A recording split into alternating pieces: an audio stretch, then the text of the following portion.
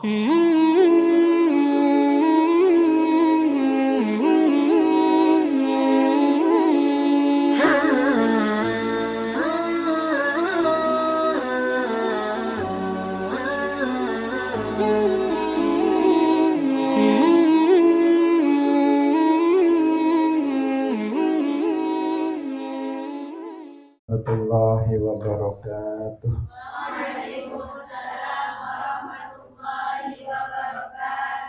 Alhamdulillahi rabbil alamin. Wassalatu wassalamu ala sayyidina wa maulana Muhammadin wa ala alihi wa ashabihi thayyibin at-tahirin. Allahumma la sahla illa ma ja'altahu sahla wa anta taj'alul hazna idza syi'ta sahla. Allahumma arzuqna al-ikhlasa fin niyyati wal qawli wal amal. Wa ba'du. Para alim ulama, para kiai, para asatidzah, para santri yang dirahmati oleh Allah Subhanahu wa taala. Alhamdulillah, kita bersyukur kepada Allah Subhanahu wa taala pada malam hari ini. Allah Subhanahu wa taala kembali mempertemukan kita dalam majelis ilmu. Semoga Allah Subhanahu wa taala memberikan keistiqomahan kepada kita semuanya. Amin ya rabbal alamin.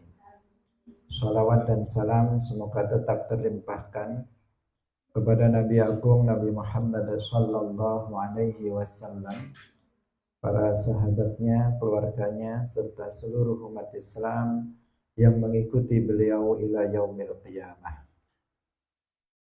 Hadirin rahimakumullah, mari kita ikhlaskan niat kita lillahi ta'ala. Kita masih dalam pembahasan buku Membina Keluarga Shalihah.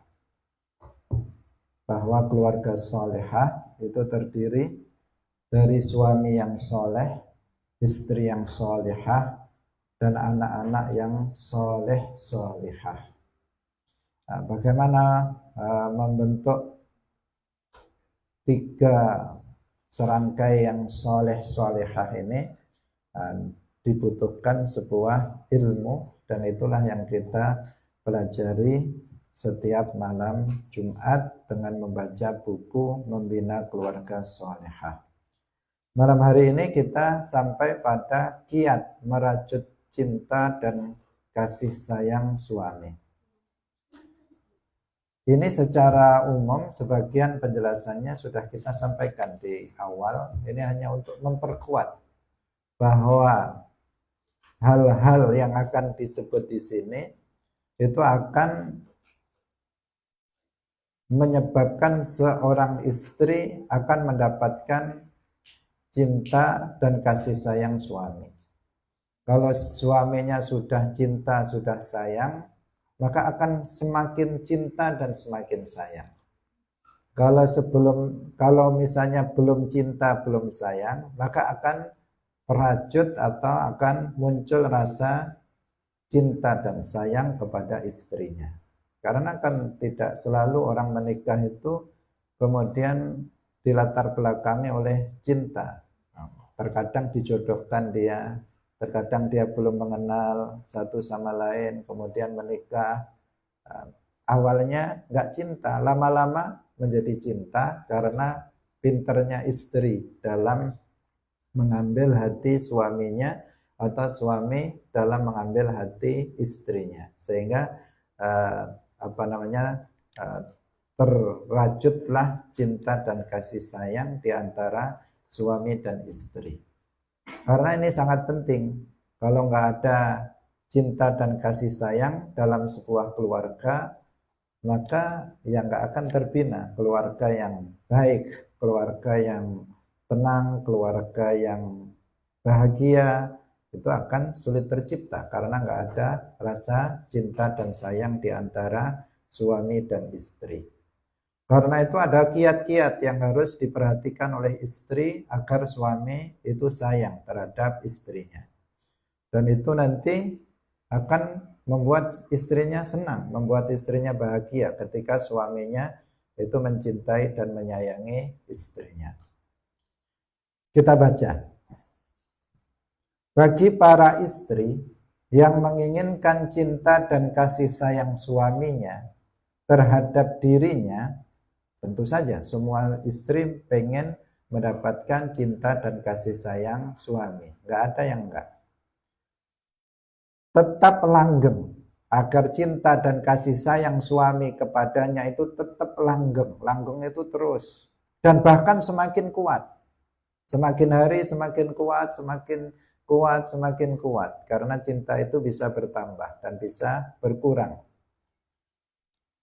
Jangan dikira kalau awalnya itu sudah cinta misalnya ketika menikah, kemudian nggak bisa berkurang. Bisa. Kalau sembrono istrinya, cintanya bisa berkurang, bahkan bisa beralih ke orang lain. Atau misalnya kebalikannya, awalnya tidak saling mencintai, tetapi kemudian bisa tumbuh cinta dan bisa menguat setiap hari. Semuanya tergantung bagaimana si istri itu bisa menjaga cinta suami. Hendaknya dia, istri, melakukan kiat-kiat berikut ini. Yang pertama, taat terhadap suami selama tidak dalam kemaksiatan. Istri taat kepada suami karena suami itu pemimpin dalam rumah tangga. Ar-rijalu qawwamuna 'alan nisa. Nah, seorang laki-laki itu pemimpin bagi kaum perempuan di dalam rumah tangga. Meskipun si istri jadi bulurah, meskipun si istri jadi wakil rakyat, jadi DPR misalnya, meskipun istri jadi Pak Bu Camat atau Ibu Bupati misalnya, tetapi kalau di rumah dia adalah istrinya suami.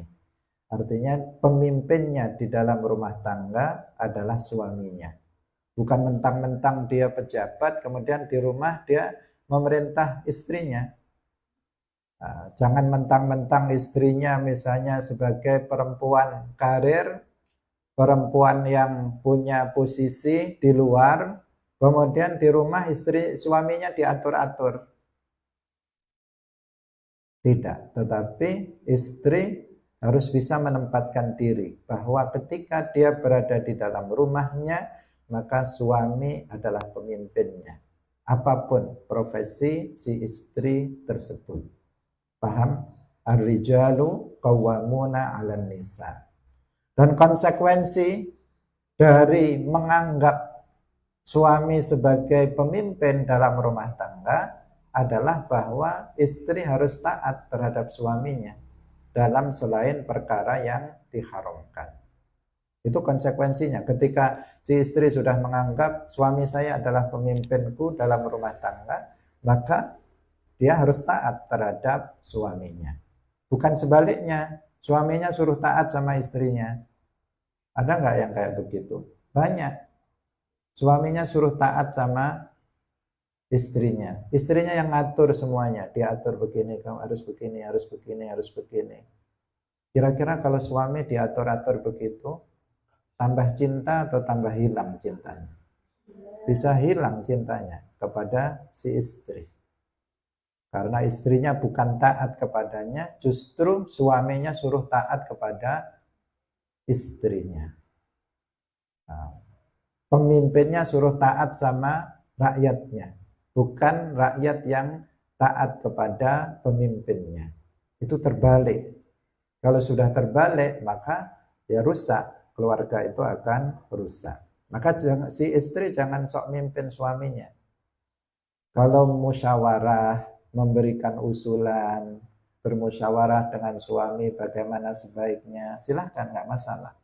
Tetapi jangan kemudian si istri itu memaksakan kehendaknya, bahkan memerintahkan kepada suaminya untuk ikut pada dirinya. Dan itu banyak. Istri model seperti ini jumlahnya banyak. Dan ironisnya suaminya juga takut sama istrinya, sehingga menjadi suami-suami takut istri. Karena apa? Suaminya takut membantah istrinya, akhirnya tertekan suaminya oleh istrinya sendiri. Nah, kalau yang sudah seperti itu ya bukan kebaikan yang akan didapatkan. Kebaikan itu dari awal sudah kita sampaikan, kebahagiaan, kebaikan keluarga itu apabila keluarga itu taat terhadap peraturan agama. Nah, peraturan agama itu menempatkan suami sebagai pemimpin dalam rumah tangga yang harus ditaati oleh seorang istri. Bukan dibalik suaminya yang harus taat kepada suaminya, kepada suaminya taat kepada istrinya. Diancam lagi kalau nggak taat. Nanti kalau nggak begini dan seterusnya. Nah, kalau begitu ya udah cepat bubar, nanti keluarganya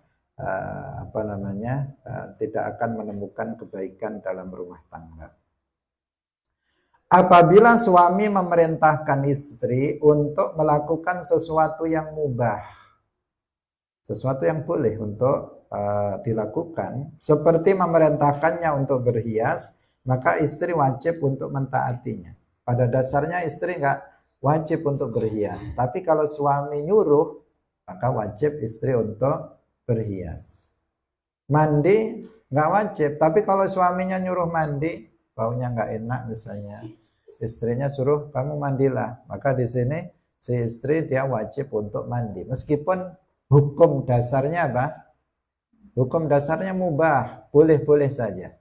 Boleh dilakukan, boleh enggak. Tetapi kalau suami memerintahkannya, maka yang mubah itu bisa menjadi wajib. Nah, ini harus diperhatikan oleh seorang istri. Kalau istri membangkang, coba dibayangkan kalau misalnya si istrinya suruh berhias gak mau, kecewa nggak suaminya? Akan kecewa. Si istri misalnya baunya nggak enak, suruh mandi nggak mau, mendekat atau menjauh suaminya? Akan menjauh. Baunya nggak enak, gimana mau mendekat-dekat? Nggak kerasan. Siapapun dekat dengan orang yang bau, ya nggak kerasan berada di sampingnya. Nah, ini. Jadi ketaatan istri terhadap suami ini akan sangat berpengaruh kepada cintanya suami terhadap istri. Ketaatan istri akan memperkuat cinta suami kepadanya dan akan menghantarkannya masuk ke dalam surga. Jadi surga dunia, surga akhirat dapat. Kalau istri taat lillahi ta'ala kepada suaminya. Ketaatan ini harus lillahi ta'ala. Ini adalah bagian dari kewajiban agama. Kalau istri ketaatannya kepada suami tidak lillahi ta'ala, ya memang berat. Memang berat. Kalau istri tidak karena Allah taat kepada suaminya, maka akan terasa berat. Tapi kalau istri taat terhadap suaminya karena Allah, maka nggak akan berat. Dia akan mendapatkan kesenangan di dunia dan juga di akhirat. Di dunia dia akan mendapatkan cinta suami, dia akan mendapatkan kasih sayang suami. Senang nggak? Akan senang. Apapun nanti suami akan belikan kamu, kasih hadiah dan sebagainya. Namanya juga sayang, namanya juga cinta. Mendapatkan perhatian, apapun yang dia minta akan dikasih, karena suaminya sudah sayang terhadap istrinya. Di dunia dia akan senang, di akhirat dia akan masuk surga. Karena di dalam hadis disebutkan idza shallat al-mar'atu khamsaha wa shamat syahraha wa hasunat farjaha wa ata'at ba'laha dakhalat min ayyi abwabil jannah sya'at. Apabila seorang perempuan melaksanakan sholat 5 waktu, zuhur, asar, maghrib, isya, subuh, hanya itu saja. Kemudian dia berpuasa Ramadan, hanya Ramadan saja, enggak lainnya. Wa hasunat farjaha, dia menjaga farjinya, dia tidak berzina. Wa ata'at ba'daha, dia taat terhadap suaminya. Dakhalat min ayyi abwabil jannah sya'at. Maka dia bisa masuk ke dalam surga dari pintu mana saja yang dia kehendaki. Mau lewat mana? Pintu yang ini, pintu yang itu, pintu yang sana. Karena surga itu banyak pintunya. Terserah mau pilih pintu yang mana untuk masuk ke dalam surga. Untuk menunjukkan apa? Dia akan masuk ke dalam surga. Mudah nggak seorang perempuan masuk surga? Mudah secara teori. Tapi kenapa penduduk surga kebanyakan perempuan? Penduduk neraka kebanyakan perempuan. Padahal masuk surga bagi perempuan secara teori sekali lagi bukan secara praktek. Secara teori mestinya bagi seorang perempuan itu mudah masuk ke dalam surga. Teorinya begitu. Tapi prakteknya Rasulullah bersabda, wa tala'tu 'alan nari fara'aitu aktsara ahlihan nisa. Aku melihat ke dalam neraka, aku lihat kebanyakan penduduk neraka itu perempuan. Masuk surga bagi perempuan itu jalannya mudah, tapi faktanya perempuan banyak yang masuk ke dalam neraka. Mudahnya bagaimana? Sholat 5 waktu, jaga sholat 5 waktu. Kalau sudah 5 waktu berarti akidahnya harus benar. Kemudian dia tahu tentang toharoh. Pokoknya sholat 5 waktu dengan benar. Dengan dilakukan dengan benar sesuai dengan ketentuan syariat Islam, satu. Yang kedua berpuasa Ramadan. Udah puasa Ramadan saja, nggak lainnya. Sholat 5 waktu saja, nggak lainnya. 5 saja, bukan 6, bukan 7. Puasa Ramadan 1 bulan saja, nggak lebih dari itu. Kemudian menjaga kemaluannya, tidak berzina. Kemudian mau taat terhadap suaminya. Sudah masuk surga dari pintu mana yang dia kehendaki. Cuman 4 saja. Sholat 5 waktu, puasa Ramadan, menjaga kemaluannya, taat terhadap suaminya. Mudah apa enggak? Mudah untuk diucapkan. Mudah untuk diucapkan. Tetapi dalam prakteknya ternyata banyak perempuan yang kesulitan. Khususnya bagian yang terakhir. Wa ata'at ba'laha. Taat terhadap suaminya. Nah, ini ternyata banyak istri yang nggak mau taat terhadap suaminya. Tapi suaminya yang suruh taat kepada istrinya. Suaminya ngatur-ngatur suaminya. Namun jika suami memerintahkan istri melakukan perkara yang haram, maka haram baginya untuk mentaatinya. Seperti yang sudah kita sampaikan. Misalnya suami meminta jima di saat istri sedang haid atau nifas, maka haram baginya untuk mentaatinya. Rasulullah Shallallahu Alaihi Wasallam bersabda, la ta'ata fi ma'siyatil khaliq. Tidak ada ketaatan dalam bermaksiat kepada Al-Khaliq. Ini nomor 1.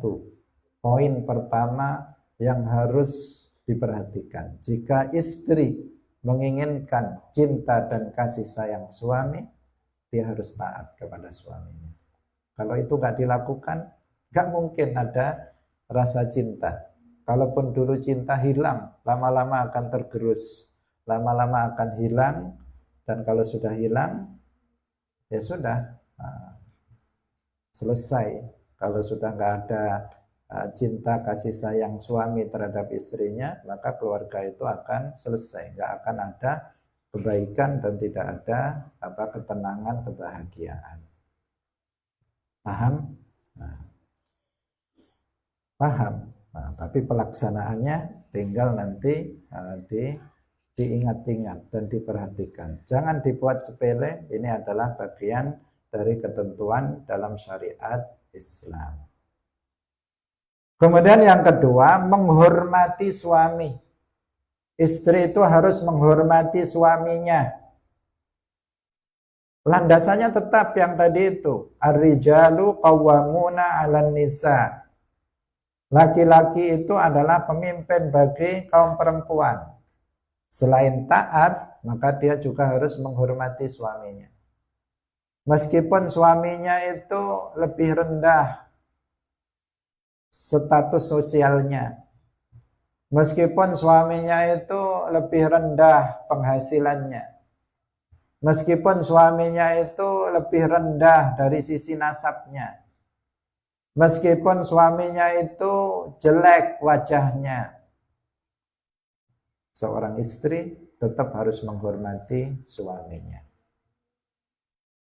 Ini juga nggak mudah untuk dipraktekkan, mudah untuk diucapkan, berat untuk dilaksanakan. Kecenderungan kalau perempuan itu nanti dia merasa lebih dari suaminya, kebanyakan kemudian akan melecehkan dan menghina suaminya. Kalau suaminya penghasilannya rendah, akan dihina oleh istrinya. Kalau suaminya jelek rupa, akan dihina juga oleh suaminya, oleh istrinya.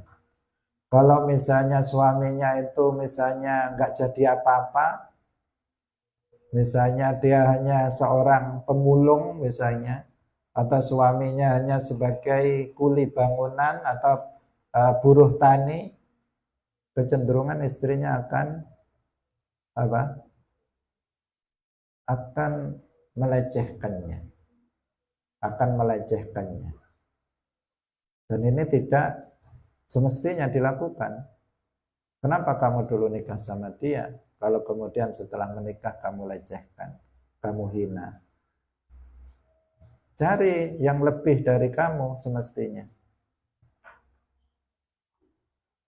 Tapi sudah jodoh, maka bagi seseorang itu dia untuk ridho terhadap apa yang ditakdirkan oleh Allah, dan dia harus hormat terhadap suaminya. Penting, sangat penting. Suami sebagai pemimpin dalam rumah tangga harus dihormati. Bagaimana cara menghormatinya?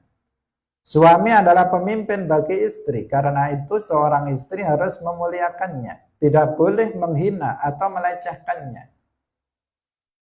Suami kalau dilecehkan, tidak dihormati, pasti akan sangat sakit hatinya. Kalau sudah sakit hatinya, udah nggak ada cinta, nggak ada sayang terhadap istrinya. Kedudukan suami sangat tinggi di hadapan istri, sehingga Rasulullah Shallallahu Alaihi Wasallam bersabda, "Lau kuntu amiran ahadan ayyasjuda li ahadin la amartul mar'ata an tasjuda li zawjiha." Perhatikan, Rasulullah bersabda, apabila aku boleh untuk memerintahkan seseorang untuk sujud kepada orang lain, kalau aku ini boleh memerintahkan manusia sujud kepada manusia lain, pastilah aku akan suruh seorang istri sujud kepada suaminya. Sampai seperti itu. Seandainya boleh sujud kepada sesama manusia, maka si istri akan diperintah nanti untuk sujud kepada suaminya. Untuk apa? Untuk hormat, bukan untuk ibadah. Untuk sujud hormat terhadap suaminya, seandainya itu boleh. Tetapi nggak boleh, dalam syariat Rasulullah Shallallahu Alaihi Wasallam, manusia haram untuk sujud ke manusia yang lain. Maka tidak boleh istri sujud kepada suaminya. Meskipun tujuan hormat, istri jangan sujud kepada suami. Namun ia harus tetap memuliakan dan mengagungkannya dengan selain sujud dan penghormatan lain yang tidak bertentangan dengan Islam. Cara menghormatinya dengan bertutur kata yang bagus, berjalan di hadapannya dengan sopan, berbicaranya dengan suara yang lirih, tidak bentak-bentak. Itu adalah sebuah penghormatan terhadap suami. Dengan bahasa yang halus ketika berbicara dengan suaminya, itu namanya menghormati suami. Ini mutlak, mutlak. Untuk meraih cinta suami, mutlak seorang istri harus menghormati suaminya. apapun, seperti apapun suaminya, kalau dia sudah statusnya suami, berarti dia adalah pemimpin dari kamu. Karena itulah maka dalam Islam, dalam syariat pernikahan ada itu konsep sekufu. Konsep sekufu. Sekufu itu yang selevel. Karena kalau nggak selevel, memang potensi adanya pelecehan terhadap pasangan itu ada. Jika suaminya lebih tinggi dari istrinya dari sisi pendidikannya, dari sisi hartanya, dari sisi status sosialnya, maka kecenderungannya suami akan melecehkan dan menghinakan istrinya. Sebaliknya jika si istri itu lebih dari suaminya, istrinya pendidikannya tinggi, suaminya nggak tamat SD, padahal istrinya sudah S3, profesor, doktor misalnya, suaminya nggak tamat SD, kira-kira gimana? Di rumah omong-omongan saja nggak nyaut, kabelnya kayak putus karena apa? Beda, pendidikannya berbeda. Akhirnya apa? Kecenderungannya ya suaminya dilecehkan oleh istri. Atau misalnya suaminya miskin, sementara istrinya dari keluarga yang kaya raya, suaminya miskin, pekerjaan nggak jelas, lontang-kelantung kemana-mana. Maka itu apa? Kecenderungannya istri akan melecehkan suami. Meskipun itu nggak boleh. Tetapi jika itu terjadi, artinya pasangan itu tidak sekufu, itu akan bisa mengakibatkan itu. Untuk menjaga itu, maka dalam pernikahan harus diperhatikan level ini, sekufu ini harus diperhatikan. Kalau bisa, meskipun ini bukan ketentuan dalam akad pernikahan, tidak menentukan sah tidak sahnya akad pernikahan. Nah, kalau bisa suaminya lebih tinggi dari istrinya, meski hanya sedikit. Atau paling tidak itu sama. Misalnya suaminya suaminya pendidikannya setara atau istrinya lebih rendah dari suaminya. Bukan istrinya lebih tinggi dari suaminya. Dari sisi kekayaannya istrinya di bawah, juga di bawah suaminya. Dari sisi nasabnya juga berada di bawahnya. Maka itu nanti kecenderungan istri akan hormat terhadap suami. Ini kecenderungannya, usaha yang dilakukan. Tapi sebenarnya meskipun istri dari sisi nasabnya, dari sisi kekayaannya, dari sisi rupawannya, dari sisi apapun lebih tinggi dari suaminya, dia tetap harus hormat kepada suaminya. Itu hukum dasarnya seperti itu. Tapi untuk mempermudah itu, hendaknya kalau nikah itu ya diperhatikan bahwa kalau bisa suaminya lebih tinggi dari istrinya, agar mudah bagi istri untuk menghormati dan taat terhadap suaminya. Minimal selevel lah, sama-sama dari Baitul Iman misalnya, atau sama-sama dari Sahamah misalnya, kan selevel. Kalau nggak selevel itu sulit. Kalau nggak sepemahaman, nggak sepikiran, kemudian nggak beda tingkatan, itu akan sulit dalam pergaulan di dalam rumah tangga. Kita lanjutkan. Yang ketiga, mengakui keutamaan dan kebaikan suami. Si istri tidak boleh mengingkari kebaikan suami. Si istri tidak boleh melupakan kebaikan suami. Dan ini yang banyak terjadi, istri mengingkari kebaikan suami. Seorang istri tidak boleh mengingkari kebaikan yang telah diberikan suaminya padanya. Tidak boleh misalnya dia mengatakan pada suaminya, kamu nggak pernah membahagiakanku. Kamu nggak pernah menafkaiku. Kamu nggak pernah berbuat baik kepadaku dan seterusnya. Nggak pernah. Ini yang jadi masalah. Padahal pernah, tapi dibilang nggak pernah. Padahal berkali-kali suaminya berbuat baik kepadanya.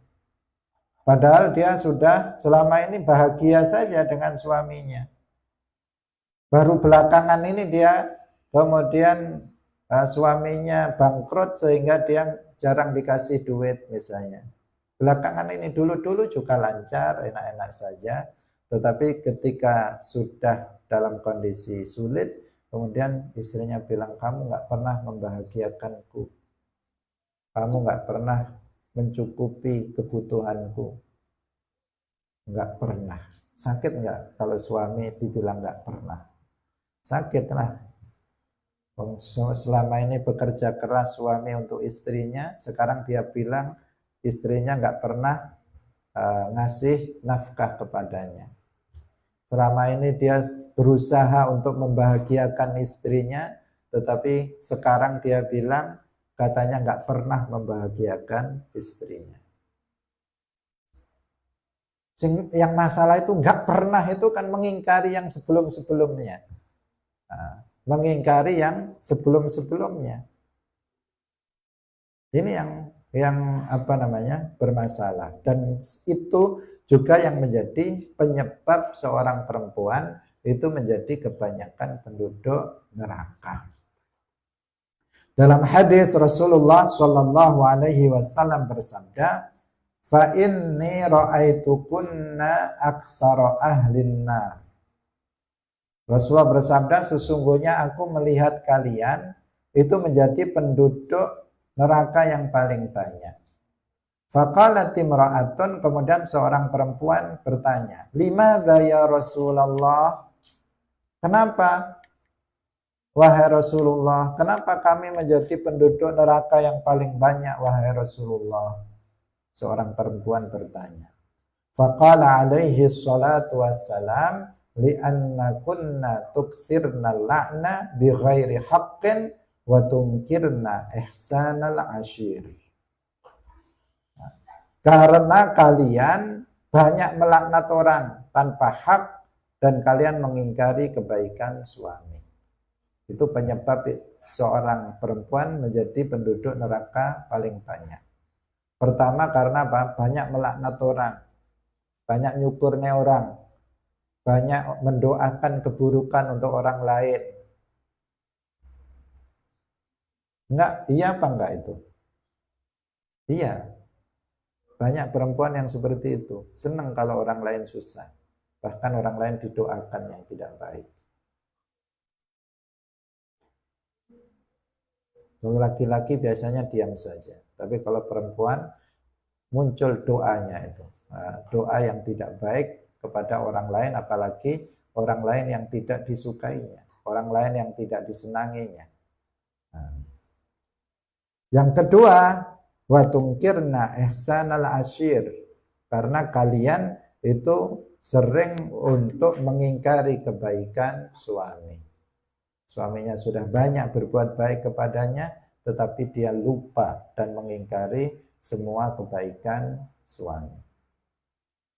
Banyak sekali perempuan yang seperti ini mengingkari kebaikan-kebaikan suaminya. Hadirin rahimakumullah, sekarang yang keempat. Nah, sekarang keempat ini adalah terkait akhlak ketika suami di rumah, ketika suami keluar dan seterusnya. Bagaimana yang semestinya harus diperhatikan agar suami itu bertambah cinta terhadap istrinya. Yang keempat, bergaul dengan suami dengan pergaulan yang baik. Ketika suami keluar rumah, bagian yang pertama. Di pagi hari, hendaknya seorang istri bangun tidur lebih dulu. dari suami sebagai bentuk perhatian istri terhadap suami. Ini susahnya jadi istri. Nah, tetapi kalau dilakukan dengan ikhlas, maka itu akan membuahkan pahala. Istri itu tidurnya belakangan, bangunnya duluan. Jangan suaminya belum tidur, istrinya sudah tidur. Jadi suaminya tidur duluan, baru istri tidur. Suaminya belum bangun tidur, istrinya harus sudah bangun duluan. Namanya istri mencari perhatian suaminya. Nah, mencari perhatian suaminya, mencari cinta dan kasih sayang suami. Maka istri harus memperhatikan istirahatnya suami. Kita mulai dari sininya, di pagi hari.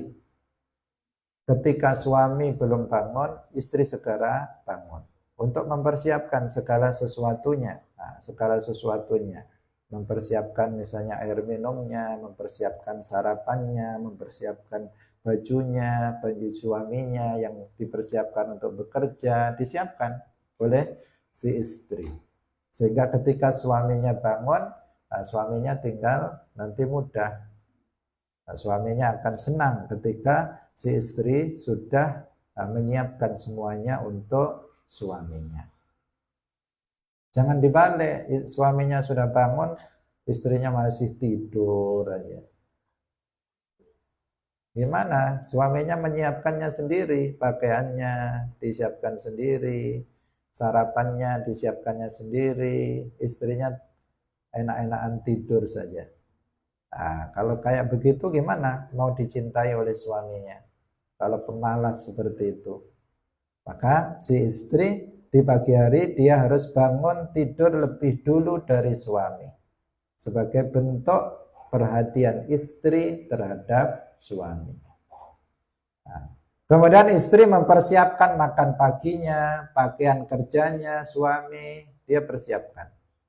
Nah, sehingga tinggal pakai saja, suami tidak nyari-nyari pakaiannya di mana dan seterusnya, istri sudah menyiapkannya. Sarapan sudah siap, ketika suami akan berangkat kerja, suami sudah makanan paginya, sarapannya sudah siap, sehingga nggak ada masalah ketika nanti suami berangkat bekerja. Ketika suami keluar rumah, istri melepas kepergiannya dengan baik. Dengan senyuman. Nah, dengan senyuman, dilepas dengan senyuman, bukan dengan cemberut mukanya, tetapi dengan senyuman dan doa semoga suami selamat di perjalanan dan mendapatkan rezeki yang halal dan baik. Didoakan. Misalnya didoakan hati-hati di jalan misalnya. Kemudian didoakan semoga rizkinya lancar, mendapatkan rizki yang halal, halalan thayyiban. Didoakan dilepas dengan senyuman ketika suami itu berangkat. Nanti suaminya akan tenang. Ketika suami bekerja, suaminya akan tenang di sana. Tapi kalau istrinya tadi ketika melepas itu dengan cemberut, maka suaminya dalam bekerja nggak akan tenang. Mikir istri saya tadi kenapa ya cemberut begitu. Ada masalah apa? Duitnya kurang atau gimana? Atau nggak punya belanja. Jadi mikir suaminya nggak konsentrasi bekerja. Nah, padahal dia bekerja untuk mencari nafkah untuk istrinya. Nah, maka dilepas dengan senyuman. Meskipun dia sedang sedih ketika melepas suaminya, ya pura-pura gembira saja. Tetap dia bisa senyum di hadapan suaminya agar nanti tidak menjadi beban bagi suaminya. Itu yang pertama ketika suami keluar rumah. Sekarang ketika suami pulang ke rumah, tadi suaminya sudah bekerja, sudah dibayangkan tadi ya, sudah dibayangkan dilepas dengan senyuman. Tadi pagi sudah dia bangun awal-awal, menyiapkan sarapannya, pakaiannya. Kemudian dia waktunya berangkat kerja, dilepas dengan senyuman dan doa. Udah sekarang dia bekerja. Sekarang di sore hari, suaminya itu datang. Bagaimana kalau suaminya datang pulang ke rumah? Sesaat sebelum suami datang, si istri hendaknya bersiap-siap untuk menyambut kedatangannya dengan sambutan yang baik dan hangat. Kalau belum mandi, segera mandi. Kan tahu jadwal suami, nanti suami saya akan pulang jam 5. Suami saya nanti akan pulang jam 4 misalnya. Sudah memang jadwalnya seperti itu. Nah, kalau sudah tahu, oh ini suami saya sebentar lagi mau datang. Udah segera persiapan. Nah, kalau belum mandi, segera mandi. Kalau belum berpakaian yang bagus, berpakaian yang bagus. Kalau belum berhias misalnya. Untuk menyambut kedatangan suami dengan senyuman dan disambut dengan baik dan hangat. Setelah datang, tadi persiapan dulu, persiapan. Istri harus persiapan. Bukan suaminya pulang, istrinya nggak ada. Dicari-cari ternyata rasan-rasan di rumah tetangga. Atau dia ghibah di rumah tetangga. Mana istri saya ini? Dipanggil-panggil nggak ada, ternyata di rumah tetangga sedang asik berghibah misalnya. Nah, kecewalah, suaminya sudah capek pulang, kadang lapar, haus lagi, lapar, capek, istrinya nggak ada di rumah. Dibuka makanan di dapur, kosong lagi, nggak ada makanan. Mau minum, nggak ada lagi minumannya. Wah, ini akan hilang cinta suami kepada istri jika istri modelnya kayak begini, ya kan? Itu. Nah, setelah datang, istri hendaknya menyambut kedatangannya dengan senyuman. Lagi-lagi senyuman, penting. Senyuman itu penting. Nah, jangan sampai seorang istri mahal untuk senyum. Nah, dan penuh kegembiraan. Nah, meskipun lagi sedih, kalau di hadapan suami jangan memperberat masalah. Nah, berpura-pura saja tersenyum di hadapan suami. Jangan lupa memuji Allah atas keselamatannya. Kalau dia tersenyum kemudian mengatakan alhamdulillah misalnya. Alhamdulillah, kan menunjukkan suaminya masih diharapkan pulangnya. Ketika suami pulang, istrinya alhamdulillah, misalnya abang atau mas pulang dalam keadaan selamat, alhamdulillah. Kan suaminya senang, berarti kedatangan suami itu masih diharapkan oleh istri, buktinya dia bersyukur atas kedatangan kita. Bukan malah sebaliknya, misalnya ngapain pulang misalnya. Berarti istrinya nggak suka kalau suaminya pulang. Meskipun misalnya suami datang dengan tidak membawa sesuatu yang ia harapkan. Nah, biasanya kan beda. Kalau suaminya pulang bawa oleh-oleh, disambut dengan gembira dan hangat. Dengan gembira ria, dengan senang. Tapi kalau suaminya pulang tangan kosong, nggak disambut dengan baik. Biasanya seperti itu. Nah, dan itu tidak semestinya seperti itu. Dalam keadaan dia bawa oleh-oleh, dia bawa hadiah, atau dia nggak bawa hadiah, dia nggak bawa oleh-oleh, tetap seorang istri, dia hendaknya memperlihatkan sambutan yang baik atas kedatangan suaminya kembali ke rumah. Dalam hal ini, hendaknya istri mengenakan pakaian yang bersih dan indah. Jadi di saat suami datang, istri menggunakan pakaian yang bersih dan indah. Bukan pakai pakaian yang asal-asalan, yang sobek-sobek misalnya. Pakaian yang lusuh, pakaian yang bau, enggak. Tetapi menggunakan pakaian yang paling bagus karena menyambut kedatangan suami. Karena nggak tahu suaminya tadi di jalan ada apa.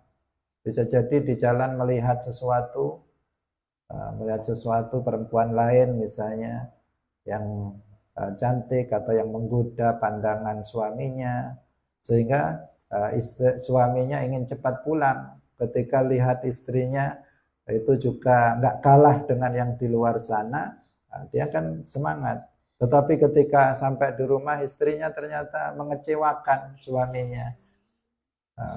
Yang di luar tadi lebih menarik daripada istrinya yang di rumah. Karena yang di rumah ternyata nggak open dengan penampilannya.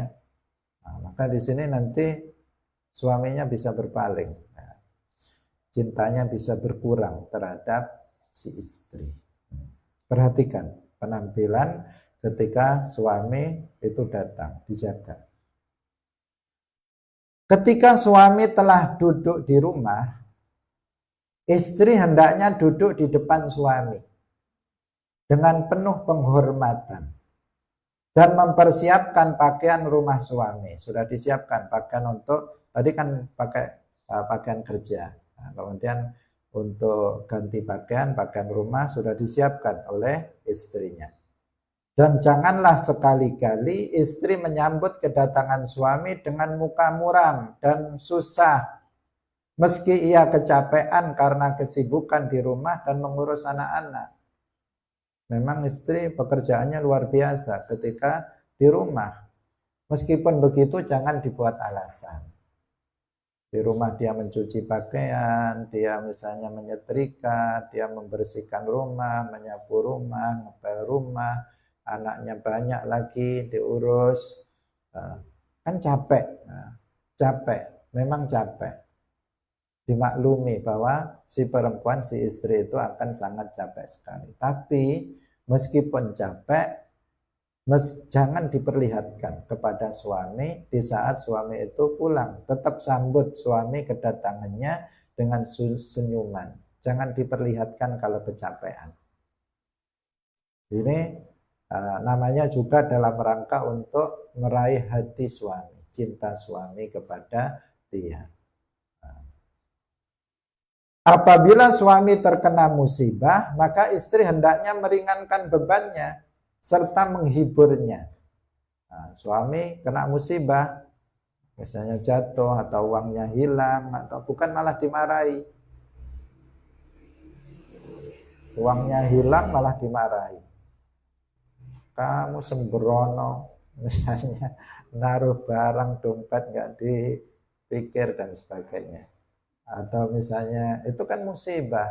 Masa suami itu dia sengaja mau menghilangkan uangnya? Masa dia sengaja mau menghilangkan HP-nya? Masa dia sengaja mau kena musibah? Kan enggak. Namanya juga musibah, apa yang sudah ditakdirkan oleh Allah maka akan terjadi. Nah, istri semestinya apa? Menghiburnya. Nah, menghiburnya mengatakan ya udah nggak apa-apa, memang sudah ditakdirkan, nanti kan akan dapat gantinya. Kan enak kalau gitu. Omongan suami istri kalau gitu kan enak, sabar. Memang sudah takdirnya begitu, ridho saja terhadap apa yang sudah ditakdirkan Allah. Insya Allah nanti akan dapat rezeki yang lebih banyak. Kan enak kalau suami istri ngomong seperti itu kepada suaminya. Bukan malah dimarahi suaminya. Dimarahi sembarangan, sembrono dan sebagainya. Itu ya. Jadi kalau suami mendapatkan musibah, maka si istri hendaknya dia meringankan bebannya dan menghiburnya. Hadirin yang dirahmati oleh Allah Subhanahu wa taala, sampai di sini terlebih dahulu pengajian kita pada malam hari ini. Masih ada satu kali lagi pertemuan insya Allah kita berbicara tentang kiat merajut cinta dan kasih sayang suami. Betul-betul semuanya ini adalah inti-inti yang perlu diperhatikan oleh seorang istri. Jangan sampai diabaikan. Taat terhadap suami, hormat kepada suami, mengakui keutamaan kebaikan suami, bergaul dengan pergaulan yang baik dengan suami, bagaimana di rumah dia bergaul dengan suaminya dengan pergaulan yang baik. Ini semuanya sangat menentukan cinta dan kasih sayang suami apakah akan tetap ataukah hilang. Jika itu diabaikan. Nah, semoga apa yang kita sampaikan pada malam hari ini bisa bermanfaat bagi kita semuanya. Barakallahu fikum wallahul muwaffiq ila aqwamit thoriq. Wassalamualaikum warahmatullahi wabarakatuh. La ilaha illallah. Allahumma salli ala sayyidina Muhammad wa ala alihi wa sahbihi wa sallim. Rabbi ghfirli wa liwalidayya wa lil mu'minina wal mu'minat.